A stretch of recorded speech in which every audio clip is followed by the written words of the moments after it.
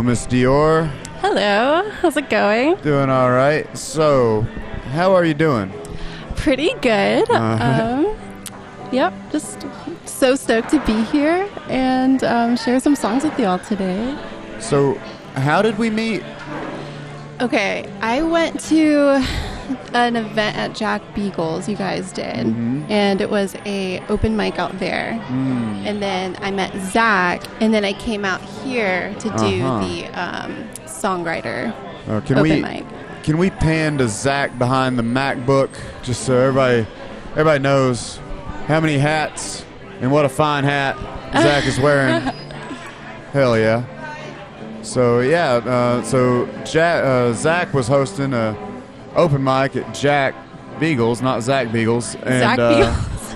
Although they have considered renaming it after him, at least briefly. I've not been in their boardroom meetings, but I have a sense about these things. And I just know the obvious rhyme, it's definitely a thing that I would consider.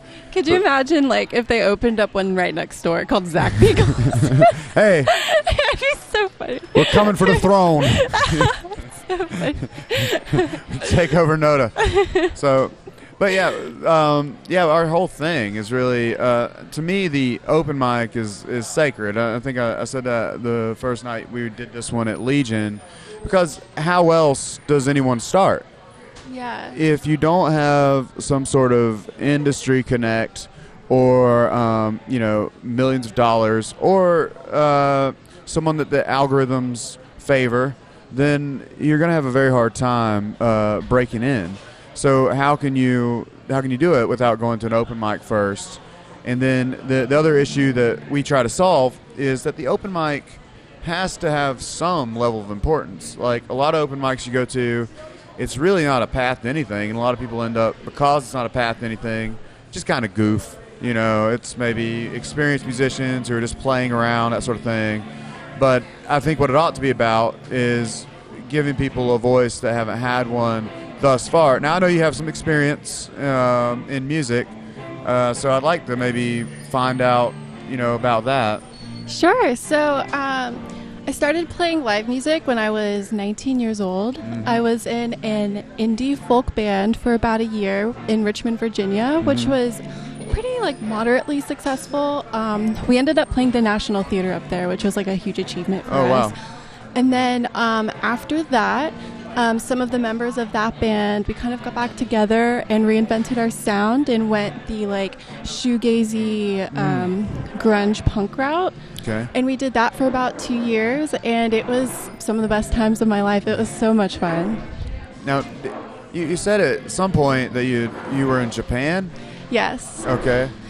So that band ended up dissolving because I moved. A band broke up? Yeah. Oh my Lord, what could have possibly happened? I moved to Japan. Oh. Oh, so it's your fault. Yeah, it's my fault. It's good. So, moved to Japan. And then out there just completely reconstructed my voice, took vocal lessons to kind of reinvent the old, indie shoegaze grunge sound into something different. Recorded my first EP out there in my little kitchen in our apartment by the sea. It was really magical, actually. Awesome. And that's kind of where Deore was born, was out there. Out in the Japan land. Japan land. Yeah. They have they have a lot of earthquake-proof structures and things. Oh, yeah.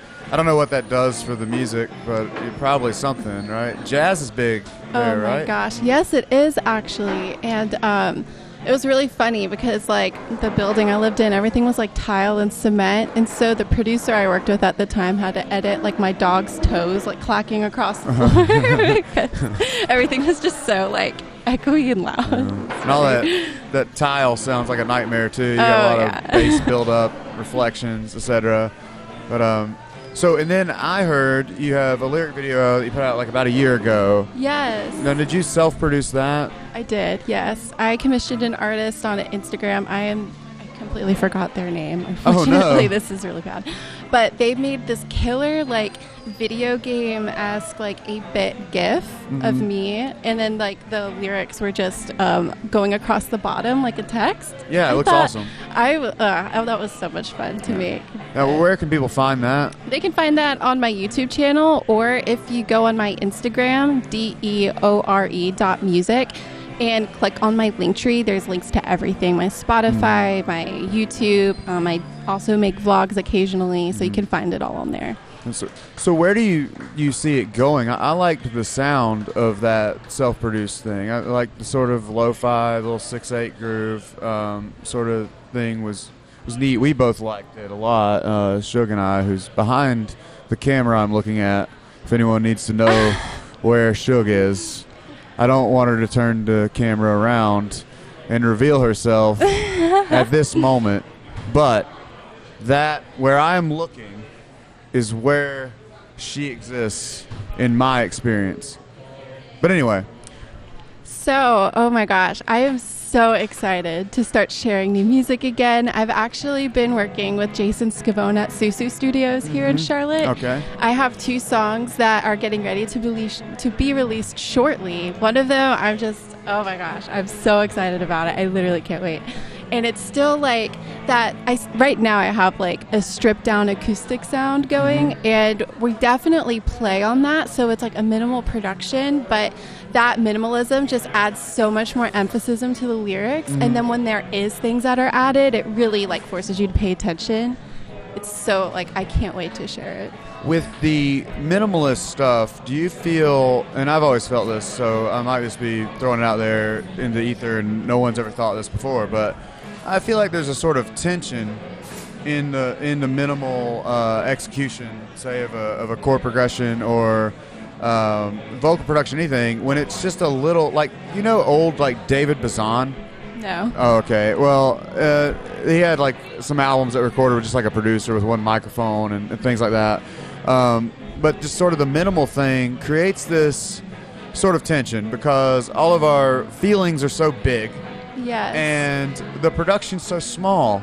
So it's kind of like how you might be a cashier, at the Target, and it's just a small role, but you are infinite. So I think that with like what attracts me to like minimalism in production is that if you look at artists like Billie Eilish, right, like her production is super minimal, but she is so intense, like as you said. And when there's a lot of like negative space in the production, it kind of makes you sit in that music instead of constantly being like, not fed noise, that's the wrong way to say it, but constantly having music to kind of fill in those gaps. It like kind of makes you marinate in it a little bit more, which I like. Like sort of a dopamine addiction almost, like, oh, is something going to titillate me in the very next bar to keep me interested? Or can I sit and watch or, listen like you maybe watch a Coen Brothers movie unfold where there's sort of this, I don't know. I mean, it's different in music, but I like the idea of exploring it moment by moment in a sort of a teasing presence and absence. You know what I mean? Absolutely. I use so much building and dropping in my writing style, especially when I'm recording. That's just like almost every song I write is there's a build, there's a drop, there's a build, there's a drop. There's always that tease of like where we at, like, which I think is really fun. Yeah, and so I really liked your voice and also the sort of maturity to your set. I mean, even just seeing you, and we're about to see you again here at Legion, but even just seeing you do the open mic set before, I could tell that there was a sophistication to the arrangement, even when it was stripped down minimally, which is one of the telltale signs of someone who's not such a good songwriter is perhaps they just sort of strum the same chords at the same dynamic range and, it just plods along. Whereas your songs clearly had parts and deliberate sort of arpeggios that syncopated with your vocal pattern and things like that. How do you approach the stripped down set like the one you're going to do today? So I don't claim to be a guitar player by any means. Actually, it is like I just feel so self-conscious about it. First and foremost, I am a lyricist, and then I'm a singer, and then I'm a guitar player. So when I write songs, I simply just use the guitar as a tool to. It's like the lyrics are the train, and the guitar part is the track, essentially. Right. And so I'm writing the lyrics first with the guitar, but the guitar is merely just a tool to direct where it's going versus it's not carrying the song itself. The lyrics are actually carrying the song, and like the vocal melodies are carrying the song, whereas the guitar is just like, okay, this is where we're going. It's like a little bit of help, I guess. Right. So the guitar part ends up being sort of the world that your character is playing in. Absolutely, yeah. Right. So, now we had, to make this all about me, I would like for you to cut this duet that I wrote a while back called, well, originally it was called Song We Do Not Even Know, but I think it might now be called The Myth or The Myth We Need to Grow, something like that. But how do you feel about doing that? Like, it's sort of a different, I mean, probably the production's not going to change much, sort of a rock to, I don't know what the little breakdown's called, but it's a little avant-garde in the key changes and things. How did you feel about that? It was awesome. Like I said, I loved that breakdown at the end. I thought that was so clever and creative. The song generally excited me because also just to make it all about me, like it made me nostalgic for the music that I used to make back in Richmond, and I, would love to channel that again as well. And I think it's a song that a lot of people can relate to and identify like part of themselves in. And I always loved participating and singing songs that everyone can kind of find something in, Yeah, a lot of the idea, I know it's cryptic because you'll see it eventually. We'll probably do like a music video. Well, definitely I'm going to do a music video for it. But the idea is just, I wanted to create this, it was like a pop band we had at the time. And I wanted to create this thing where it was like a pop party vibe where like crack one open on the downbeat and then sort of like really explore what everybody's trying to cover up with their good times and what we're really trying to get at, which I think is this connectedness. We both have tried to make this all about ourselves, admittedly, but everything that is, what I like to say is the self is a sound that we only know by its echo, and it echoes off of other people. So I'm always a day late and a dollar short to my own name. I don't really know what my name means until someone else tells me. And so I think we have to kind of close to get the show on the road, but I would love to continue this. We're going to be doing a lot of these podcasts.